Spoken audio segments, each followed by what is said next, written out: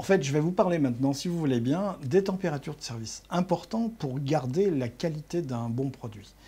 Pour les blancs, globalement, qu'est-ce qu'il se dit pour les blancs?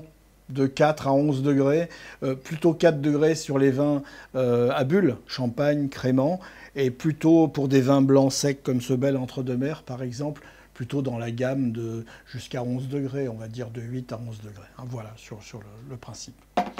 Pour les rosés, vin d'été. Hein, vin d'été, vin d'accompagnement de barbecue, de petits légumes croquants. Pareil que les blancs secs, globalement, elle est peut-être de 7 à 11 degrés. Voilà globalement ce qu'on aurait tendance à donner. Ces températures, vous pouvez soit les avoir avec un thermomètre, c'est le juge de paix, vous le mettez dans la bouteille et la température vous sera donnée de façon normée. Globalement, un vin blanc, un vin rosé sorti du bas d'un frigo pendant 20 minutes, 1 heure, il est tout à fait consommable à bonne température. Si vous avez le moindre doute, vous avez oublié, les amis sont arrivés, vous avez le vin qui est chez vous, il est stocké à l'ombre, tranquille. Que ce soit du blanc, du rosé ou un vin mousseux, mettez-le dans un seau à glace, mettez de la glace pilée et rajoutez le petit truc des sommeliers, une poignée de gros sel. Dans le quart d'heure qui suit, le vin sera à bonne température.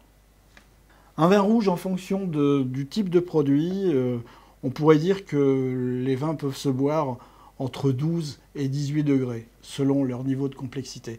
J'aurais tendance à dire que si je bois un vin goulayant, facile sur le fruit, plutôt dans la gamme de 12 à 14 degrés, en fonction de vos envies et de vos goûts personnels, plus le vin est complexe, plus j'aurais tendance à monter en température un grand Bordeaux, un grand Bourgogne complexe, 16 à 18 degrés.